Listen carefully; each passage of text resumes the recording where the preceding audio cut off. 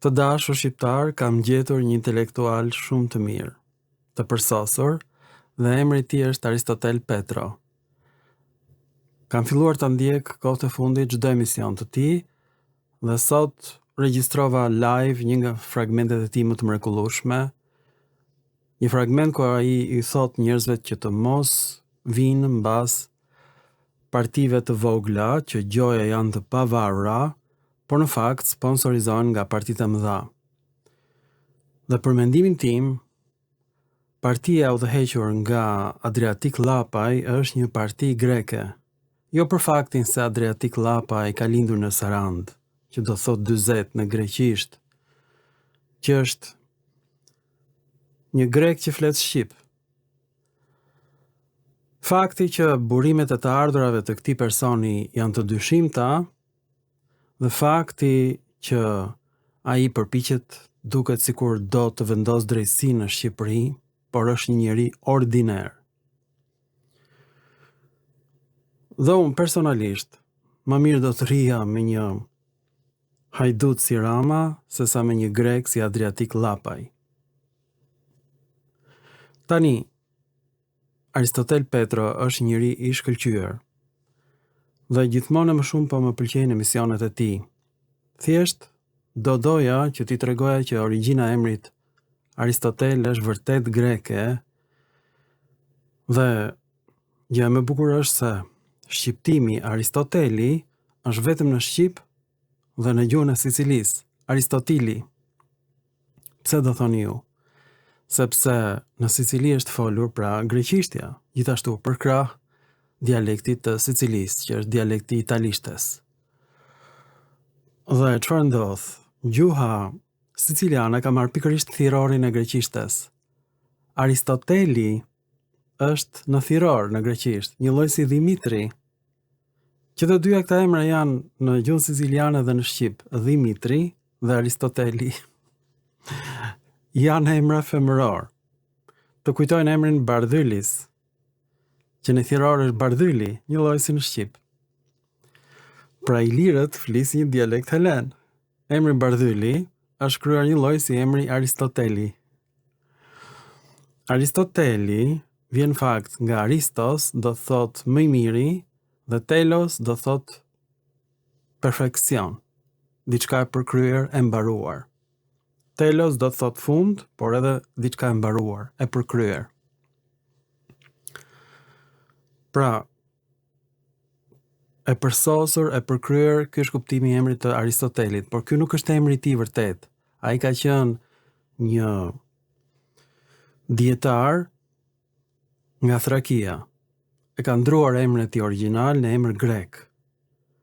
Ka rënë në dashuri me kulturën greke. Do flasim më shumë për Aristotelin në filma të tjerë. Pra, Aristoteli është vetë helenizuar, një lloj si Zonja Kocaqi, që është mrekulluar me Iliadën, po pa lexuar në origjinal. Ka lexuar përkthimin e keq në gjuhën shqipe, të krijuar mbas përkthimit të Biblës nga Gjon Buzuku në shekullin e 15. Dhe çfarë ndodh? Në shekullin e 15, forma e trajtës së quar Aristoteli në shqip përkon me variantin e Sicilisë dhe variantin e greqishtes, thirrori, Aristoteli. Por, në origjinal, në emërore është Aristoteles, në gjinore është Aristoteli, në kallëzore Aristoteli, dhe në thirrore Aristoteli. Pra nuk është emërorja, është thirrorja. Po ashtu edhe Bardhyli është thirrorja e Bardhylis. E tmerrshme që ilirët kanë folur helenisht. Por ilirët nuk janë gjyshërit tanë. Ky është vetëm substrat. Pra të gjitha emrat që dalin në këtë formë, në trajtën e shquar vijnë nga thirrori i greqishtes, sepse ashtu janë ngurtësuar edhe në gjuhën siciliane. E pabesueshme. Tani ndiqni atë që thot Aristotel Petro, se është e mrekullueshme, dhe në qoftë se mua Aristotel Petro më lejon, do e citoj atë her pas here, sepse për mua ai është një filozof, një mendimtar i shquar që shqiptarët nuk e njohin ose nuk e kanë vlerësuar akoma. Le ta dëgjojmë Aristotel Petron në një fragment të emisionit të tij live. Jo, unë kam emrin e gjyshit. Prej hallit e ka pas. Nuk e kam ndryshuar emrin që nga lindja, me këtë emër kam lind. Edhe nuk është se kështu, origjina ime është shqiptare 100%, 24 karat. Nuk jam as grek e as u diun se çfarë. Ore, me emrin Aristotel, greket kanë njeriu më të famshëm, më zgjuarin që kanë nxjerrë. Kombi grek. Po s'është grek ai. Nuk është grek ai, se po të ishte grek, hajde po s'është grek. Nëse është histori e madhe kjo. Një mesazh kam për gjithë shqiptarët, për ata që na dëgjojnë ose ata që kështu, që janë në këtë live, mos ju bashkoni asnjë individi që thot hajdeni bashkoni me partinë time, mbështesni mua. Por gjeni atë individin që thot hajdeni ta bëjmë bashkë, se vetëm bashkë mund ta shpëtojmë këtë vend.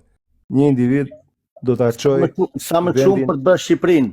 Po, nuk bëhet. Një individ është Rama 2, versioni Ramës 2. Edhe më keq do jetë. Ja u siguroj këtë gjë. Nuk e di, çdo kryeminist në Shqipëri ka vjedhur, ke parasysh kush ka qenë kryeminist në Shqipëri ka vjedhur. Po ka vjedhur pa firmë, po ky ka vjedhur me firmë, valla vjedhën e ka bërë legjitime ky. Ky e ka bërë ligj vjedhjen. Është bërë biznes. Po biznes, po, në rast se ti firmos për një vjedhje, do të thosh që e ke legjitimuar vjedhjen. Çfarë themi? Ne shikojmë të tërë çfarë po bën, çfarë ka bërë, çfarë do bëj, edhe çfarë është. Shiko, Aristotel është kryeministri më i gjatë në historinë e Shqipërisë moderne dhe nuk ka bërë një vepër kombëtare, por një vepër, të jetë një vepër që nesër ja kaloi dhe Zogut më, edhe Zogu 14 vjet. Pikërisht pra, një vepër kombëtare që të thotë që ky popull për 12 vjet, për 13 vjet besoi një maskara, po ky maskara la këtë. Ky të vetmen që ka lënë ikje masive, korrupsion, vjedhje, vrasje, braktisje, burgim dhe asgjë tjetër. Ky do mbahet mend për kryeministrin më të errët që ka patur në një Republika e Shqipërisë. Dhe nëse do ketë histori do shkruhet për këtë lloj njeriu. Në histori u shkrua për keq ky. Ky do shkrua për keq në histori. Ky do jetë i kryeministri më i errët që ka parë në një Shqipëria. Ky ja kaloi dhe statit. Një gjak janë po ha. Nëse unë do ta mbyll se po vetë edhe vonë dhe nëse jemi në punë Aristotel dhe ju uroj gjithë të mirat. Jo pasha vëllezër nata në respekt e kaloj shumë mirë. E të mira paçi miq. Faleminderit për gjithë që ishit të pranishëm dhe natën e mirë. Miru dëgjofshim Aristotel. Edhe ju që na dëgjuat, ju falenderojmë shumë. Faleminderit që të gjithëve dhe jeni të pranishëm sa herë që të kemi live. Shumë faleminderit për suportin të gjithëve. Natën e mirë Viktor, natën e mirë të gjithëve. Natën ato këton. Natën, natën.